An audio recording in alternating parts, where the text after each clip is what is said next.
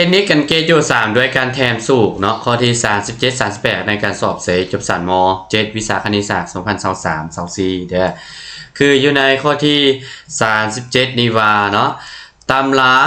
f x เท่าสารคณิตของ1ส่วน5 2 9ลบ 4x กำลัง2 dx เท่ากับพอได้เนาะถ้าน้องๆจีสูก็จะมาใหม่ขั้นตอนได้เลยเด้อทุกคนเข้ามาเบิ่งหนังกันเนาะอันนี้จะเป็นสูตรของเราเนาะก็คือสารคณิตของ du ส่วน5 2 a กำลัง2ลบ u กำลัง2เท่า c กำลังลบ1 u ส่วน a บวก c ฉะนั้นน้องลองมาเบิ่งทางหลังของ d กับตัวนี้คือการแรงบอลยางเนาะถ้ายางเราต้องผ่านเปลี่ยนก่อนเด้อจะได้เนาะสารคณิตของก้อนนี้มดให้น้องเอามาขึ้นกำลังก่อนเป็นสารกำลัง2ลบให้เนาะ2 x ถ้ามดกำลัง2เอาหัน2ใช่เดี๋ยวนี้น้องจะฮูว่าทางหลังของ d น้องต้องผ่านเปลี่ยนเป็นอย่างน้องต้องให้เป็น2 x แม่นบ่ก็เลยเอา2 x ใส่นี่แล้วผลตำราของ2 x ออกมาเป็น2น้องมาส่วน2ใช่เพื่อให้มันออกตัวเดิมได้และเดี๋ยวนี้จะเข้ากับสูตรแล้วเนาะเข้ากับสูตรแล้วในตัวสารคณิตนี้ทั้งหมดจะเข้ากับสูตรตัวนี้เท่ากับsin กำลังลบ1ของ u ส่วน a u เป็น 2x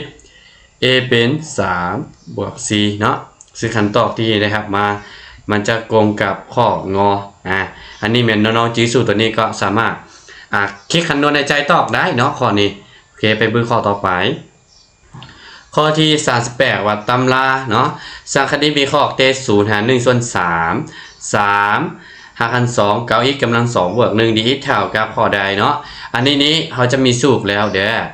ซึ่งน้องๆต้องจื้อสูตรตัวนี้เนาะคือสารคณิตของ du ส่วน5 2 u กำลัง2บวก1เท่าเนเปของ u บวก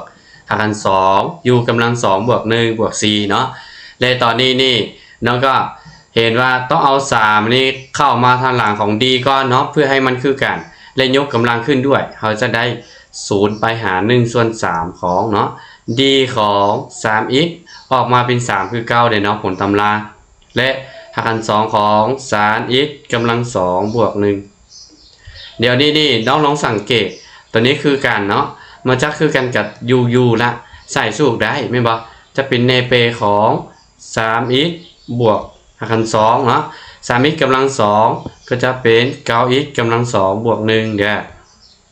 และขอบแมนเต0ถึง1ส่วน3เอาขอบไปแทนไส้เนาะขอบแทนไส้1ส่วน3ไส้นี้จะได้1แม่นบ่และ1ส่วน3ไส้ต่อไปจะเป็นหาร2ของ2เนาะลบเนเปของ0ไส้แต่ละจุดจะเป็น1เนาะแต่ในสุดท้ายแล้ว1ตัวนี้จะกลายเป็น0เพราะยังเหลือเพียงแต่เนเปของ1บวกหาร2ของ2เนาะซึ่งกงกับข้อขอไข่โอเคสำหรับโจทย์ที่คือจังสี่เนาะเพียงแต่น้องๆจื้อสูก็สามารถคิดคำนวณในใจและแทนโดยวิธีสัน3จังสี่เราก็ได้คำตอบแล้วเนาะสำหรับน้องใดที่สนใจยัดติวเสก3ม7เนาะแม่สามารถหาอาจารย์ได้ที่เบอร์แอค7777 14192เด้อแล้วมาพบกันใหม่ในคลิปต่อไป